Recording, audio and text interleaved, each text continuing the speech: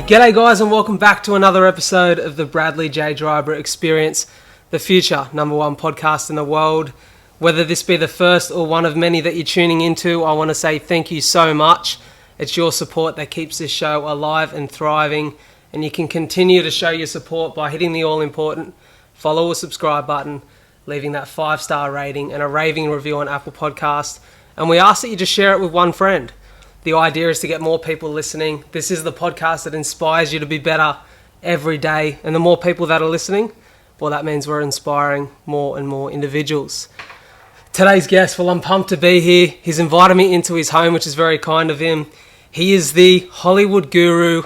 He's the A-list whisperer. He's a man with a contact book that looks like an Oscars guest list.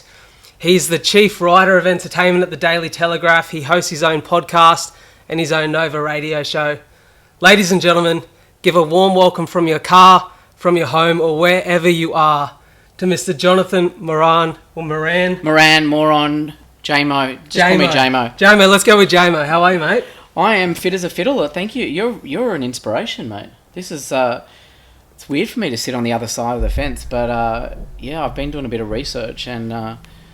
Wow, your story is really inspiring. I appreciate it. It's a pleasure to connect with great people every day, and I guess you know exactly how this feels because people ask me all the time what I love most about this, and it's that you get to sit face to face with people, share stories, gain wisdom, and you never leave. Like I never leave a podcast flatter than when I walked into the room. It's like when you go to the gym and you always leave the gym feeling better than when you left, than when you started, but you didn't want to go there in the first place. 100%. And I think that's the beauty of this. Like, not everyone gets to experience that in their day-to-day life or in their work. We do. And I want to talk about all the incredible people that you've met. Yeah. All the wisdom you've gained and all the stories you have to tell. But I'd love to set this off and sort of allow people to get to know you a little better. Sure. You've been in this industry for over 20 years now. How did it all begin? So, look, my backstory is I'm a Canberra boy. Grew up in Canberra. My mum was a bureaucrat, worked in the public service, and she was a workaholic. And my sister and I used to go to work with her all the time. She worked under the Hawke and Keating governments. All that stuff's a bit boring. But I remember watching media at play in the press gallery in Canberra. And so while I'm an entertainment journalist now, and that's how I've made my career or my path, I started out in the press gallery of Canberra at Australian Associated Press, which is the news wire service. So sometimes when you see stories in the newspaper or whatever, they'll have a little AAP or AFP or Reuters or something at the bottom. That's what that is. It's a raw news service that provides content to people. So I started out there, and look, I studied at Canberra Uni. I did a double major in broadcast print journalism, and I wasn't the best in the class. I used to I did okay, like I never failed anything, and I was, did my stuff, but I had to work hard. Like it wasn't easy for me to get good grades, and I didn't have much confidence. Like I remember we used to have tutes where I'd have to hand in assignments, or we'd have to read out little fake stories that we'd written. And I would avoid those tutes because I was so insecure and like, how can I do it? And even now, to this day, I'm 42 years old and working for the biggest newspaper in the country. To some, I might be successful, and I still have that sort of looking over my shoulder insecurity of, am I here for the wrong reasons? Of if they made a mistake, I'm not in the right job. What if I put an apostrophe in the wrong place because I'm not a grammar Nazi? But yeah, that was a long-winded answer to your question. But I'm a Canberra boy. I studied at uni. I think education's really important because it gives you the discipline. Couldn't tell you what I did for half of the time at uni, drinking a lot at the uni bar. But yeah, I'm an entertainment guy. But I have, for me, my backbone is it's really important to me that I am a journalist. I hate being called a gossip writer. I hate being called anything like that because I studied to be a journalist, and I treat every entertainment story that I do with the same integrity that I would if I was doing a court story or a police story or a political story. That's really nice to hear. Talk to me about, you touched on it there, that insecurity that we all have in anything we do. Like I come here today and I think, I hope you enjoy this experience, no pun intended. I hope you enjoy the show and I hope you enjoy being a part of this. And I get 100% what you're saying. Talk to me through that development, though, of being a young fella that comes into this industry that is, shots are being fired in your direction all the time, right, in your line of work? Yeah, they are now, but when I started off, they weren't. I mean, as a journalist, it takes a lot of guts. Journalists are probably, if I'm realistic, if we're really honest, journalists, particularly in this Trump era, are seen as somewhere between a used car salesman and a I don't know what. People don't know whether they can trust them. I can tell you, hand on my heart, whatever side of my body it is that I don't know any journalists that don't do it for the right reason. Our job is to educate, inform, keep society in check. And you can talk about all the politics of media ownership and all of that sort of stuff, but I fundamentally believe that journalists are there for that reason. So my job, talking about my insecurities, I've had depression for many, many years. I have struggled with my weight. I wasn't the popular kid at school. I'm gay. I have had all sorts of insecurities throughout my life. And so that's played on me. It still plays on me today, and I've dealt with that in lots of different ways over the years. But yeah, like I said, I was never the best person in class. I had to work hard to get the results. Other people just seem to be able to just write a story and it would be done. Now I can write a story pretty quickly, very quickly, and I'm known for that. But I don't labour over the words. Other journalists will sit there and go, they'll spend 5 hours working on a 300-word piece because they want every word to sing. I don't care about that. I like getting the news line, getting a story out there. I don't bust my balls worrying about the minutiae of a word.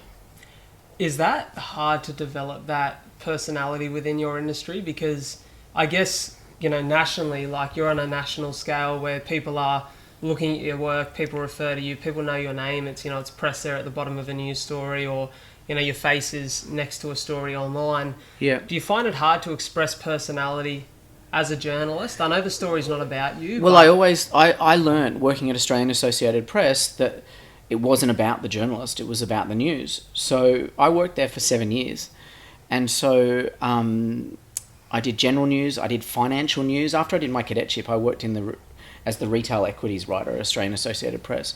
And I had no idea about maths, but I was like, it was a 10 to 6 shift, so I was like, yes, I don't want to do overnights. What was your question? Is it hard to put your head... So anyway, at AAP, you aren't the story. Then I went to the Sunday Telegraph, and this is almost 15 years ago. And it does become about you because your head is on the page. Yeah. Your voice is amplified. It's the biggest newspaper in the country. You're on, I do television, I do radio, I do all of that sort of stuff, and I'm proud of that, and I enjoy doing all of those things. But yeah, it is hard because I've got to have a thick skin. I'm there, for want of a better description, keeping society in check, or that's what a journalist does. And then I can't be above being asked questions too, and that has happened over the years. So when you put your head above the parapet, you've got to be prepared for people to fire shots, and it can hurt, but you've got to have a thick skin. Definitely, because I feel like, if I look at you compared to, say, maybe most journalists or journalists that I've seen and, and consistently seen in the TV and in the news, I feel like you've got a real personality. I've never hidden who I am. So when I came out at 17, I just finished year 12, broke up with my girlfriend, and I was like, I knew I was gay, but I came out, and I made a decision that I will never hide my sexuality ever in life, for fear or favour, because I believe that I have a responsibility as a human being to contribute to society. And my contribution in that aspect of my life would be to be open, and therefore someone else might be able to be open about their sexuality or whatever else is going on in their life. So that's how I live my life, and I feel the same way about my mental health journey. I have been very open about my depression. I have a whole bunch of mental health stuff that I've dealt with over the years. I was sexually abused as a kid, and so there's, psychosomatic stuff going on. There's triggers that have happened to me in my life, but I'm really open about that stuff, and particularly in the last 10 years, because, again, I believe that if I have a platform and I have a voice, and I can help one person, and I don't mean that to sound arrogant, but if my being open about my mental health battle is going to help one person, then I'll continue to be honest about it. I love what you said there, because I've had that privilege in the last 4 months, on this journey with my marathon and connecting with the CF world. Cystic fibrosis is funny, right? Because you're never able to actually meet anyone face to face with CF because the risk of cross infection is huge. But through this online journey that I've been on with a marathon and documenting that process, and especially once the news stories come out and the radio interviews and the paper stuff, you start to connect with people in the CF community. And when you get one of those messages and it's someone saying that you've inspired them to go and run and work on getting their lungs healthy again, or you've inspired them to, take the knocks on the head and keep going and rise above it, it's the best feeling in the world. And I can understand because someone why might you do feel that. less than. Some people don't have that strength to speak up about their mental health or their sexuality, and I'm not judging them for that. I'm just saying that if people that do have some strength, and I'm not saying I have strength every day, but if people that do have strength, so you put yourself out there. To be honest with you, I've got one other friend who's got... Okay, I've got my dog climbing on me. I'm sorry about that. One-eyed pug. I have a friend who has cystic fibrosis, Meg, and she was actually on Sunday night. She climbed Mount Kilimanjaro. Oh, you're kidding? I think I seen her stuff on Instagram the other day. She liked something that I'd shared. Yeah. So only through her recently did I understand what cystic fibrosis is. Yeah, and so I didn't know that stuff about not being able to cross paths and stuff like that. But what I'm saying is that some people may not have strength to be open. So you going, hey, I'm fit, I'm healthy, I have my challenges, gives inspiration to someone else. Let's say there's someone that's overweight that can't even walk 50 meters, but seeing that you're going, I've got this illness, I can and I will, and I'll be the best version of myself, then that's a really inspirational thing. I appreciate that. Talk to me. Let's get back on the journalism train. And obviously it started off, like you said, very formal, and it's built into this, you being, I guess, the guru of Hollywood, as I said, and that A-list whisperer where, if you scroll through your IG, you've met some incredible people. Yeah, but it goes back to the whole point of what I said before in terms of my career. I see my journalism as a career. I see it as my work. I see it as my job. So I don't think... Yes, I've got famous people's phone numbers in my phone, but I don't see that as anything other than work. And there's also, they're there to do a job, I'm there to do a job. And yes, my Instagram is filled with those photos, but it's by necessity, because 5 or 7 or 8 years ago, I would never have had a photo with a celebrity. I've interviewed Madonna and I've interviewed Brad and Ange and all of these people, but I never asked for photos because I always thought it was very unprofessional. Always. Yeah. Because I felt that it then reduced me to being a fan. But the world as it is now, with influencers who are like a flu, basically, people that claim to have influence when we don't really know what the influence is. And I'm not criticising all influencers, but I think it's a really dangerous path with people claiming to be experts on something when they're not. Yeah. I've got to get in that game. Social media is part and parcel of selling yourself as a brand and doing that sort of stuff. So I do have photos with people now, but again, I'm pretty careful with it. It kind of feels a bit tacky to me, even still. I see Instagram as a necessary evil for my job. It's a dangerous, awful, horrible playing field. Yes, there can be really lovely things about it and you can connect with people, but Instagram as a whole is a pretty awful place. Yeah. In my mind, because it's puts so much pressure on society. It puts pressure on young girls and guys, but young girls. It sexualizes people, and I don't say that as a prude. I'm very much not a prude, but I see it as a necessary evil. It's funny because I think because I've grown up with Instagram, you see that side of it, but you may be not similar to you where you were within your industry without it. I've always kind of had it within my workspace, but where I noticed it was when TikTok come about. And there's girls that are 16 years of age that are being extremely sexualized, and you think, is that the world we live in now? It's basic, but you look at Instagram. I've never had a six-pack. I don't intend on ever having one.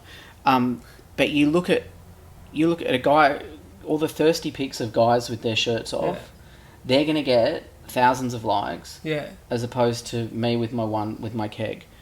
Now, I could sit there and feel really shit about myself about that and think that that is a judgment on me, that I'm not as good as them, but I don't, because that's wasted energy. The same goes for women. These influencers that post photos of their boobs and their ass in those stupid string bikini things, it's just sex. Yeah. Do you actually subscribe to what they say? That's the thing, right? And that's where influencers can be dangerous. I interviewed a very famous Australian influencer a few years ago, and I gave her the time of day because I thought, hang on, maybe I'm being a bit harsh. And this is a woman who posts photos of her boobs and her bum. Every photo is semi-naked, but she has more than 1 million followers. And I thought, hang on, I'm gonna do this interview because I want to give her the time. So I did it, and then I asked her, I said, look, I'm really genuinely curious. Where did you learn your craft, or where did you learn your influence? Where did you learn your skill? And you're selling a cookbook to me and a healthy lifestyle. So, and also personal fitness lifestyle. So she was selling a cookbook and a healthy fitness lifestyle. And I said to her, where did you learn all that? And she goes, oh, I don't think you really need to do that anymore. It's just about life experience, and it's just really good because my fans connect with me. And I thought to myself, well, that's really dangerous. It is very dangerous. She doesn't have a nutrition degree. She doesn't have, and I'm not saying you have to have a nutrition degree, but this is a 19-year-old, not a 35-year-old or even a 25-year-old who's done some sort of formal study, or even if they had been 19 and said, I've read these 5 books, I'm informed on this process of blah and blah and blah. But they didn't. They just went, oh, it's just based on whatever. So it's not authentic. It's not, and it's extremely dangerous when it comes to matters of health or mental health and life direction. If you have someone like that is giving health advice to someone with CF and saying you should eat this and you should train this really way, dangerous, and that doesn't work for you, more fool the person that's taking that advice for listening to someone like that. Yeah. But at the same time, that's what society's come to, and that really, I actually find it really disheartening and depressing. It is. It's influence for the wrong people, and there's plenty of people doing amazing things that don't get the recognition. I'll ask you deserve. 2 questions, or 1 question. If you were to forget COVID, if we were to get on a plane, and an influencer got on the plane and said, "I'm flying you guys today. I'm an expert. I've got 2 million followers and I'm an aviation expert." But they never trained to fly a plane. Would you fly the plane? No way. Exactly. So, I rest my case. I 100% agree with you. Talk to me about some of the incredible people you've met. Like, for me, scrolling through there was such a diverse range of people you've had the opportunity to interview and share story with. What's some of the wisdom you've gained, and what are some of those interviews you look back on and reflect and feel like you took something out of it that you could apply to your life? There's moments. It's sort of hard to think of. There's so much over 15 to 20 years.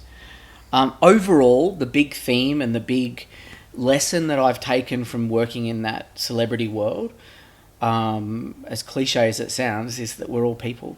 We all shit, we all fart, we all piss. We all spew if we are feeling sick. There is absolutely no difference between me and someone else, maybe the bank account or the level of fame. So that's the lesson. We're all human. We have feelings. We all suffer from different things. And so they might have money and fame and power of whatever sort of power, but it doesn't really mean anything. No. It actually means nothing. So being recognised means nothing. I don't ever want to be famous. I want to be acknowledged for being good at what I do. And if that means that someone on the street says, hey, I saw you on blah, or I heard you on blah, or I listened to you on whatever, I read your article on whatever, and I agreed with it, or I wrote an opinion piece and it resonated with someone, then that for me is good. But I don't want to... couldn't think of anything worse than that level of fame where you just like rushed around and you can't stop and smell the roses. In terms of, that's the greatest lesson of what I do, and again why I go back to the point that I treat every story I do with the same journalism and the journalistic integrity that I would if it was a political or a court story. In terms of moments, I've had some amazing moments. And I guess one of my regrets in life, and I don't like to have regrets, and I don't really, but if I think about it and analyse it like this, the regret I have, and I think many people would have the same, is that I didn't enjoy it when I was doing it. So when I worked at Australian Associated Press, I travelled the world. I was literally on a plane once a month, once every 6 weeks if I was stretching it out, flying business class all around the world. London, Paris, New York, Los Angeles, Berlin. I covered the Cannes Film Festival for multiple years. Incredible. And I'd go to parties and I'd be mixing with these people, but you don't actually at that time, you don't realize that you're at that moment, like that you're at the peak of whatever that is. I haven't been to the Cannes Film Festival since, and that was at the beginning of my career. You're at parties at Pierre Cardin's house and Tom Hanks is next to you, or whatever. Again, it's pinch yourself sort of stuff. Again, they're just people, but it is pretty cool. You are pretty chuffed when you're like, wow, how the hell did this boy from Canberra who was frumpy, not sporty, not popular, end up in a room full of all of these people that are fascinating. The moments that I've enjoyed the most in my life have been, interview-wise, have been moments where I've spoken to or met people that have shared their story, had a truth, had integrity, and it's the least famous ones that I'm more interested in. It's the people that do amazing advocacy work. It's the people that do work in the environmental space or in the mental health space, or things like that, that really inspire me. Or it's connections with famous people when you cut through the bullshit. Because if you look at all the photos on my Instagram, most of those would have been in junket situations where I'm flown to LA, I sit down with someone for 15 minutes, like in the movies, and you do your thing and then you go off, and they don't remember me, I remember them. But there's amazing moments, like in London one time, Avril Lavigne, back when she used to be really famous, she was there, I was there, the record label organised an interview, I went around to a hotel, there was no minders, she was hungover as a dog, and so we both just lay on the couch and sat there and talked for ages and ages and ages. Yeah. That sort of stuff for me is great. Or Adam Lambert in just a back office in LA at his management's place, and just having a real chat, real connection. Carrie Fisher, who you're probably too young to know, but she was Princess Leia in all the Star Wars movies, became a friend. And when I say friend, I mean loosely, but we had each other's numbers and we had each other's emails. And, one time she just took a shining to me, and her assistant called me and said, Carrie wants to see you. So I rushed over to the Shangri-La Hotel, and I sat there at the foot of her bed. She was in a dressing gown, her hair pulled back, moisturiser on her face, and we just sat for hours, and she was talking about Al Pacino and just Hollywood. And so those are the moments that I relish and appreciate the most. Yeah. The ones that actually, look, I wrote about that after she died because it showed an insight into the sort of person that she was. But it wasn't a story when I did it. Like it was, I didn't do it for a story. Right? Do you find, can I ask, when you speak to someone like that in that intimate setting where the walls are down, there's no pen in hand, or there's no recorder going, do you sense an element of pain in, I guess, the weight that fame holds? You spoke about it before, you'd never want to be that famous that you rushed around. I look at, say for example, recently there's been like this worldwide thing with Justin Bieber releasing his latest song about the weight of expectation that was on the shoulders of, a 14, 15-year-old kid. And, it's created all these amazing things in his life and, allowed him to do great things. But, I think even as a young person, or even at my age now, I really enjoy the ability of being able to go to the beach at sunrise, sit there with some mates, have a chat, and have the ability to sit there freely and discuss what we want to discuss in privacy and have that nice and connection Justin with doesn't friends. have that. And, you know, they don't have that. Yeah, you do. You feel the pain. I mean, every artist, music, art, I mean, painting and things like that, actors, there's a level of pain because all of them are insecure. I don't think I've ever met any actor or musician or anyone that's famous in that sense that doesn't have a sense of insecurity. And it's probably the same all through society. But they're tortured people, often. They're often suffering from depression. They're often insecure. So yeah, you do feel that. But it takes a lot to strip it back. And, you know, that's very hard to do in a 10-minute interview with someone. Yeah, definitely. So you don't often see that. But yeah, when I sat with Carrie Fisher, and, you know, you mentioned Justin Bieber. Carrie Fisher was, I would argue, even more famous than Justin Bieber ever was, only from the sense that the world was a different place then. They didn't have social media, so there was so much more mystery around who she was, what she did, and who she slept with and who she didn't sleep with, and what really happened behind the scenes on the movies and all of that sort of stuff. So it was more secret. And there was a great level of pain. She wrote about it in numerous books about the drugs and alcohol and the abuse that she did to herself. So sitting there with her, yeah, I could feel it, and I feel she picked me because she could sense that I was a wounded person too, and she appreciated that honesty. But do you get that when you're just going in and doing a quick junket with someone? No, you don't. You rarely do. I interviewed a guy on the phone last night, a guy called Youngblood, who you may have heard of. He's English fella, isn't he? English fella, amazing. Super talented. Super talented. What I love about him, his new album's called Weird, and what I love about him is that he is 24, and you can tell he's had some pain in his life, but he's like, I'm going to embrace all the shit inside of me, and I'm going to find my community. And he's found that through his music, and he's got millions of followers with social media and all of that sort of stuff. And it's working, and he's created this community that hopefully other people can tap into and all of that sort of stuff. And he's on the phone to me last night talking about being bisexual at 24. He used to date Halsey. He spoke about her. He's talking about mental health and feeling different and all of that sort of stuff. It's I think there is a movement. He said on the phone that he thinks we're in a sexual revolution now, like the 70s. I'm not sure that's the case. Maybe I'm just too old to have sex anymore. But it does feel like we're in a revolution in a sense, in the fact that people are asking questions. Sometimes we ask too many questions.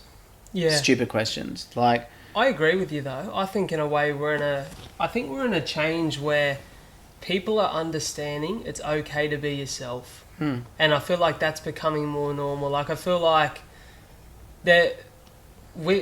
probably because of social media and the ability for these stars or these people, like someone like Youngblood, to express who they are and allow that to reach, someone who's in Wollongong or someone who's just in Sydney living their day-to-day Monday to Friday. And it's not as threatening for him to say, hey, yeah, I'm bisexual, or I might want to pash a guy, or I might be gender fluid, or I might be all this sort of stuff. The younger generations are not threatened by that. It doesn't threaten their sexuality if they're straight. Like, so yeah, maybe we are. Yeah, and I feel like, I watched, one of the things that was influential for me was I watched The Last Dance, the Michael Jordan documentary. Yeah. And I was fascinated, don't get me wrong, the whole MJ thing was cool, but I was fascinated with Dennis Rodman. I was like, man, there was obviously some insecurity there too, like anyone has, but there was this guy who really, I thought, shone in that documentary, because you got to see, as a young guy who wasn't that era watching basketball, and I watch it now, but he was such a polarizing character.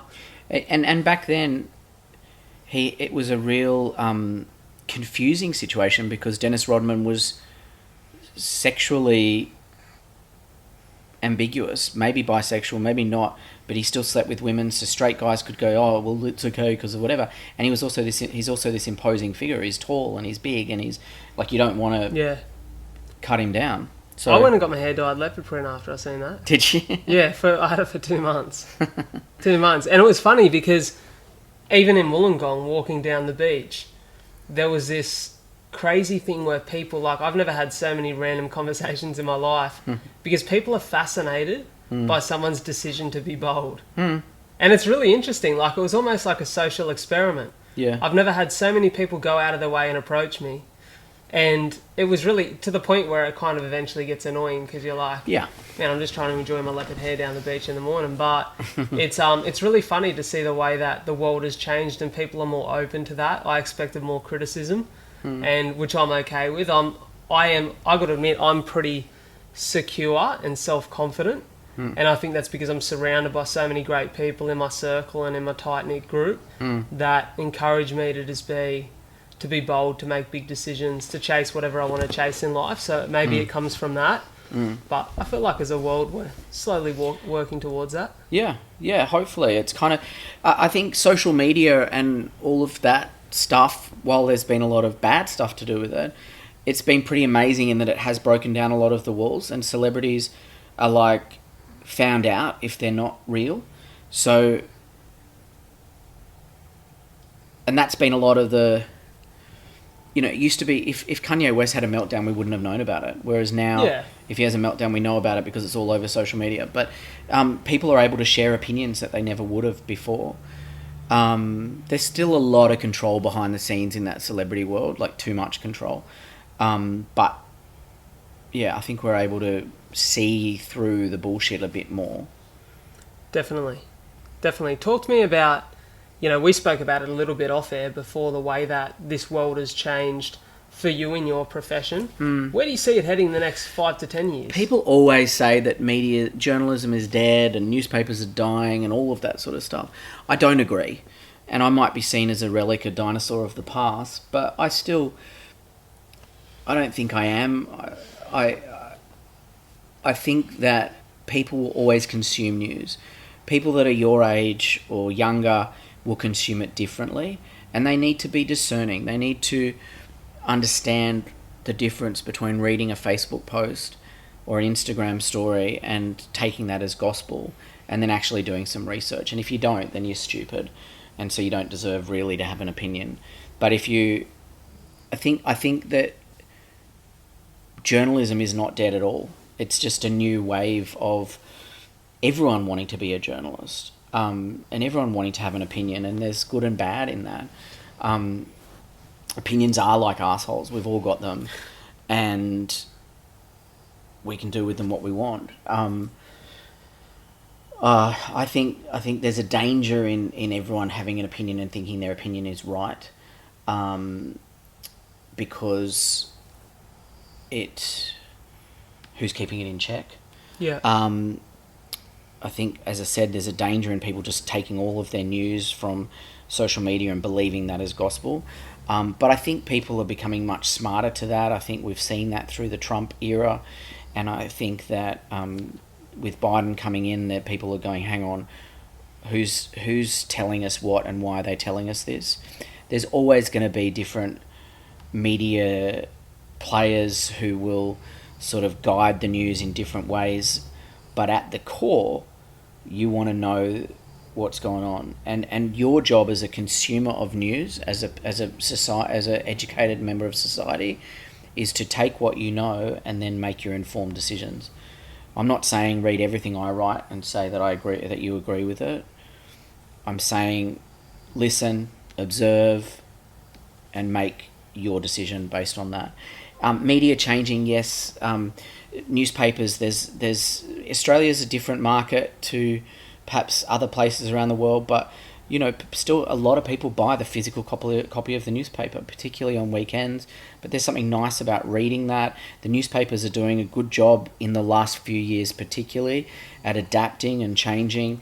Paywalls have gone up everywhere on all different media sites, and a lot of people complain about that. But my argument to them is, you get what you pay for.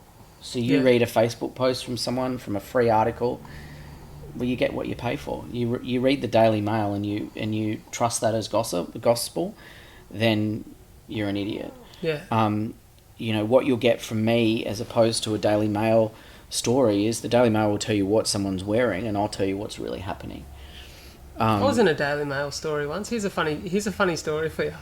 So I was in real estate for 3.5 years, and it was my first year, and both of my bosses had gone overseas, and we used to have, like, normally we'd sell normal property, like there's some beautiful property in the Wollongong region, but we had this connection with council, and council used to every year auction off what they called unpaid rates land, which was these really really peculiar pieces of land. They might have been like a triangle shape or a dogleg shape.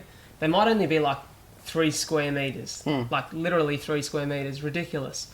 But there were parts that had been missed on a survey and sat between 2 people's blocks, and legally they had to auction them off, and usually it was the adjoining property that purchased them, and in some cases, it'd be someone else for some weird reason. But there was always these really high inquiry rates because people would just see land for $10,000 and go, what, there's land for 10 grand in Wollongong? And I had these 2 that I was getting belted with inquiry. It was, no one had ever seen land that cheap in that area before, and I was getting message after call after email inquiry, and I was handling it all myself. Like, it almost took a full day to get through these inquiries, and I had this lady call me from Daily Mail, and she said, we're ringing about the property that you've got and these really peculiar land lots.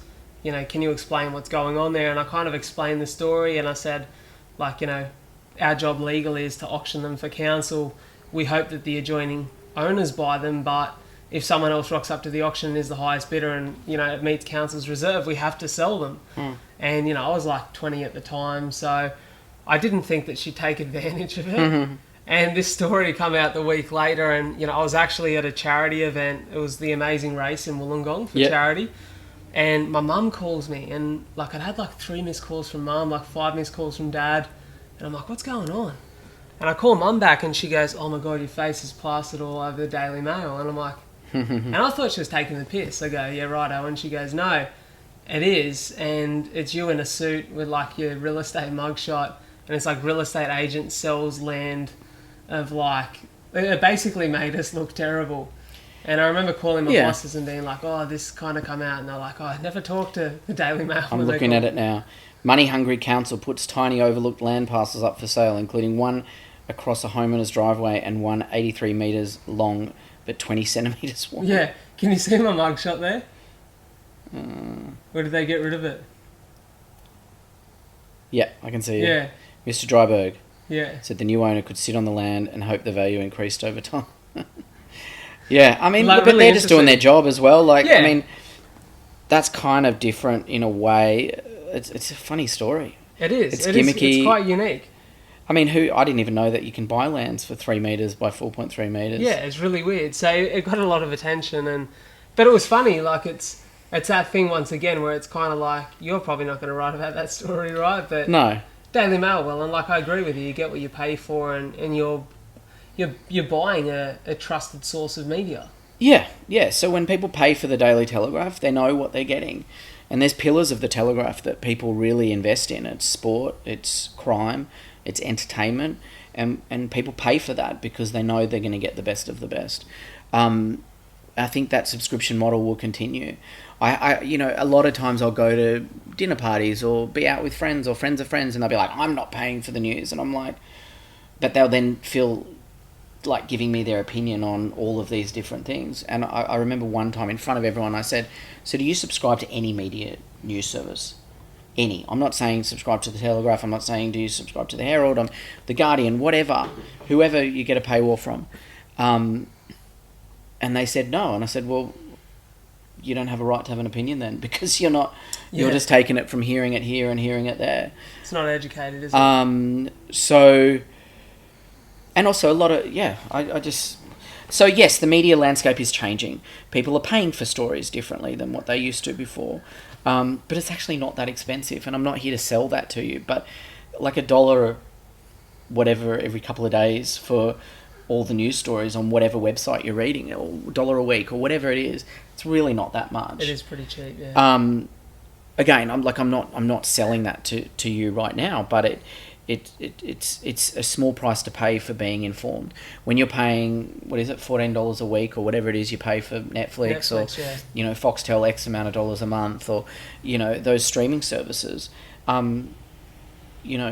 I don't think paying for news is that bad. And as I said, you get what you pay for. And, you know, even family members of mine are like, oh, I don't want to subscribe. I'm like, well, I got to pay my bills. So if you don't subscribe, then you won't get the stories. I won't have a job. So, yeah, it's like this cycle. But I think people are realising through Trump and the whole fake news line that if you want to be part of the world that is discussing stuff, then you've got to contribute and get what you pay for. Definitely. Talk to me about, obviously, we're here, Sydney, Australia. For those of you who aren't, we think it's incredible. But, you know, your work has been with so many people, especially in entertainment. It is so heavily, you know, dictated by the US. You found yourself still here in Australia. You've got the ability, you know, not so much to travel at the moment, but, you know, we spoke about you being on planes consistently and travelling overseas. What do you think's kept you in our country as opposed to maybe thinking about... Have you ever thought about moving to the US for this? I thought about it, but I've, you know, been very fortunate. I've worked very hard and I've been able to build a career here. I'll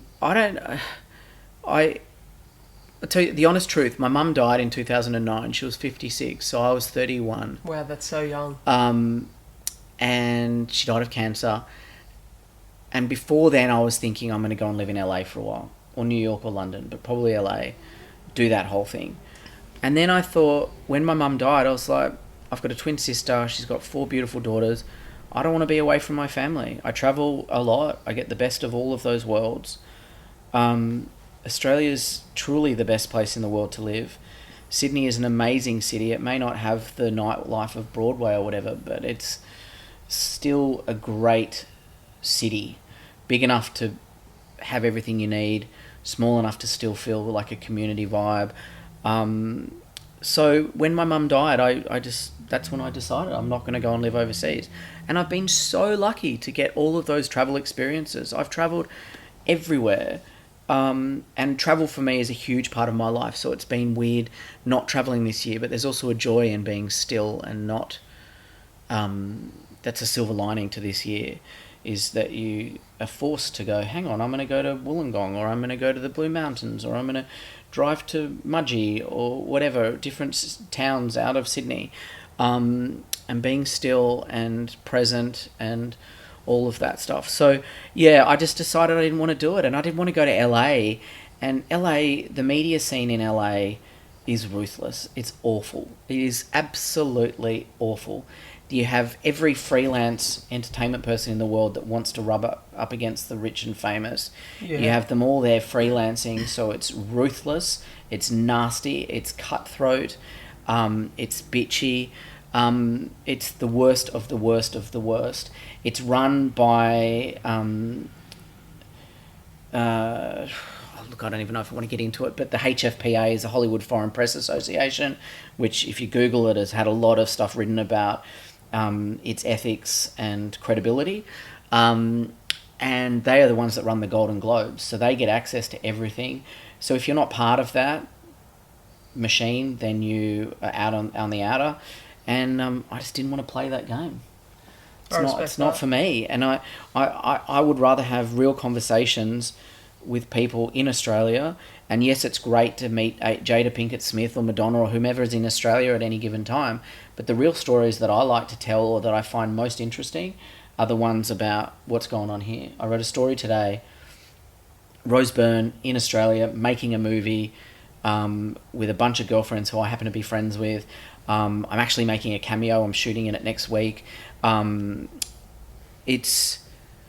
the stories I want to tell. If I look at all the metrics of the stories that I write, Australians want to hear Australian stories. Yes, they want to know on the periphery what Justin Bieber's doing or whatever. Like they want to know if there's a meltdown or something. But they want to know Australian stories. So if I write a story on Justin Bieber from America, none of my readers are going to read that. None of the Telegraph readers are going to really give a shit. It's the stories on what's happening in our own communities. And that's what makes media rich and energized in 2020 and going into the future, is telling people's stories in the communities in which we live. So yes, we'll have visitors drop in. Zac Efron's making a movie in Adelaide, and you've got Idris Elba in Sydney this week, and that story did really well online. because he's making a movie here, and Nicole Kidman's been doing incredible stuff in Byron Bay. But it's those stories that are interesting, not... there's a million people writing stories about what Justin Bieber's doing in Los Angeles or wherever he is, and I don't need to buy into that. Yeah, it doesn't really impact us here. If I was based there, but what is that? That has no bearing on what you do, and you can go to the Daily Mail and get your, or the Daily Fail, as lots of people call it, and get it. See your pap shots or whatever. You can, see Just Jared or Perez Hilton or any of those blogs and see the pictures that are coming through the ranks. But yeah, my job is to tell entertainment stories within Australia, and the stories that do the best for me are the ones on people here. Yeah, definitely. And I found that too with this. Like, it's not always there's almost this naivety when you go into the podcast world that the bigger the guest, the more listens you get and the more engagement you get. My most popular episode has been a very good mate of mine who had a real mental health and bipolar battle and was brave enough to sit in front of a mic and share his story and the wisdom he's gained from that, and the ability he's had to, and what it's taken to move on from that and go back to normal life. And he's one of the most happy, outgoing, just amazing human beings you'll meet. And it was the most popular episode because it's something that's relatable. I'm really bad. I haven't ever looked at the stats on my podcast. JMo Confidential, pick it up at all your favourite podcast places. Yeah. But I've never really looked at the stats, because to me it doesn't really matter if there's 5 people listening or there's 5,000 people listening, because yes, you want to keep going, but it's hopefully those people are connecting with it. But yeah, like, I want to know real stories about real people. The joy of podcasting with people is that they let their guard down and they talk about things that they otherwise wouldn't. In this interview where we've chatted, I've mentioned my mental health, I've mentioned I was sexually abused, I've spoken about my favourite celebrities. You haven't asked me my least favourite. And so we can cover a whole range of topics. And if you take any one of those little snippets out, you could pull it into something and say that this person said that or the other. But it's really nice to get a whole story from someone. It is, in a long form content, which we all seem to really love. You touched on it just there. Least favourite. Least favourite. And it's a funny question. I've asked this before too. I don't know if you know Nate Nauer from Auckland. No. So Nate was one of the sort of radio stars there for a long time who left that industry for a change and started his own podcast. And I remember him saying that his worst experience was Aloe Black. Really? Yeah. I liked Aloe Black. He wasn't cold. He was a bit standoffish, but I think that was just his vibe. He's married to an Australian chick, Maya Jupiter, who was a MTV or Channel V music host many years ago. Yeah. My experience of him was being very nice and very friendly. Zach Braff from Scrubs, the TV show, was one of the worst. He's the dude with the darker hair, isn't he? Yeah, he was the doctor on there. He was one of the rudest people I've ever interviewed. Really? John Mayer. I had an argument with him. He wouldn't remember. I remember after the Logies in Melbourne one night, he was just the biggest wanker. So rude, and just thought he was the duck's nuts and the bee's knees. And I was like, ugh, you're revolting.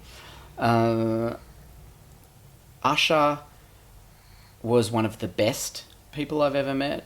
The first few times I met him, and then the last time I met him, I just thought he was pretty ordinary, and he had all these people around him, and he just seemed a bit affected and a bit of a loser. Okay. For the most part, though, everyone's on their best behaviour. Who's been the most surprising? It's the least famous people, the least famous reality stars, that they get this hint of fame and think that they are amazing, that then become the most difficult and pains in the ass. Who's the most surprising?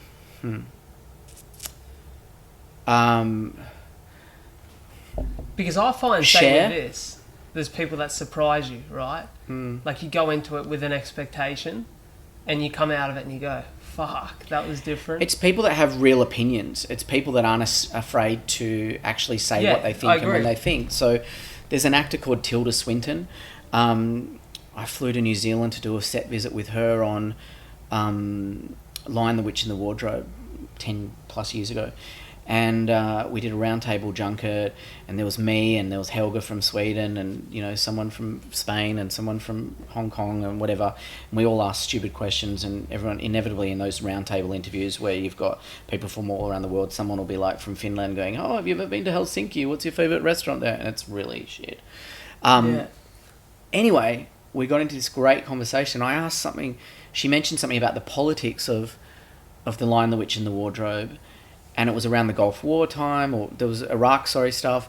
And I found it really illuminating. I found her really interesting that she was willing to talk about that. And in fact, I got in trouble afterwards because she liked that I asked those questions, that she then pulled me aside and we went and had 20 minutes by ourselves. Okay. And so it pissed off all the other journalists. But yeah, it's people like that. It's people that are surprising. It's the Carrie Fishers, don't have anything to lose. They don't have those hang-ups anymore because they've been there, they've done that, and they don't need to worry. Definitely. I think there's been plenty of gems in this, but I'd love to get from you, I guess, a piece of opinion, a few words, something you put forward to our audience listening. The demographic is heavily between 18 and 32. I used to be that age. Yeah, and I'm right smack bang in the middle of it, which is where majority of the audience sits. But, if you cast your mind back to the JMo of Canberra uni days, finding your way in the world and, and setting off and steering your ship to reach, destination 42 today with all the knowledge and wisdom you've acquired along the way, what would you tell yourself, that one message of importance? I think it is... Don't be afraid to make mistakes. Don't be afraid to dream big. Back yourself. And, all of those things are very cliched and very big statements. But, believe in yourself. And don't give up. Because, there's times where I've really struggled with life. I mentioned mental health. There's been times where I've not wanted to be alive. And I have attempted to take my own life. As a younger guy back in those Canberra uni days. So don't be afraid to ask questions, be yourself, don't be afraid to make a fool of yourself, and probably, most importantly, is don't be so hard on yourself, because my life, I think one of my messages to myself is no one can hurt me more than I've hurt myself, because I beat myself up over so much internally, and have done in the past, not so much anymore, but in the past, and it made me abuse myself. I took drugs and alcohol, and I partied, and I numbed the pain. So just don't be afraid to be you, be raw, be authentic. And, we all make mistakes. Pick yourself up, keep going. And, the world is a good place. The world can be a good place. There's assholes like Trump in the world that really make it hard to believe that. But, the world is our oyster. And that's one thing that the stupid influencers can show us, is that you can make whatever you want in this world. So yeah, I think don't be so hard on yourself, and to believe in yourself is probably the biggest lesson I've learned. I want to say I salute you for that, because I think you being who you are and showcasing that and showing that to the world will definitely help, those younger JMOs who are in your position going through those tougher times to be more confident in the fact that it's going to be okay. And, that's an easy statement to say, but it's a hard statement to hear when you're in that place. Yeah, like I've been to hell and back, literally. Sexually abused, tried to kill myself, all of that stuff, really battling a lot of demons. But then I look at myself now, at my age, still not old, but older than maybe your demographic. And I think that I'm proof that you can battle that stuff, you can weather it, and still life will be okay. It doesn't have to define you. Your mental health battles don't have to define you. Being sexually abused doesn't have to define you. You can come out the other side and lead a pretty bloody good life. And I'm very happy to be alive. I'm so happy to be alive. Life is ripe for the taking, and I appreciate every day. I wake up in the morning and I'm grateful and I'm happy, but there were times where I woke up every morning and I wasn't, and I was miserable and didn't want to live. So I feel very grateful to be here, and hopefully that's a message that even one person might hear and think, yeah, okay, at least he's being authentic and real.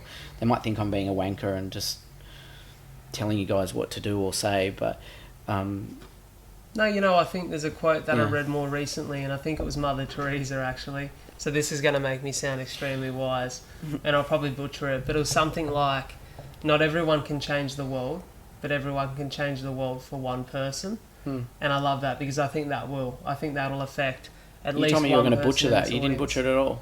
I think I got it right. Yeah, you got to be careful. You did. People, Especially when you're quoting Mother Teresa. Exactly. People are cautious for quotes, but mate, it's my pleasure. Thank you so much. Thank you for coming into my home. I'm busting to do a wee, so we better get off this thing. We will. Thank you so much. I appreciate it. Cheers, guys. Keep tuning in. Keep loving, sharing, leaving those 5-star ratings and reviews. It means the absolute world to me. You guys are changing my life and allowing me to do what I'm passionate about, what I feel purpose in. So thank you so much. Until the next time.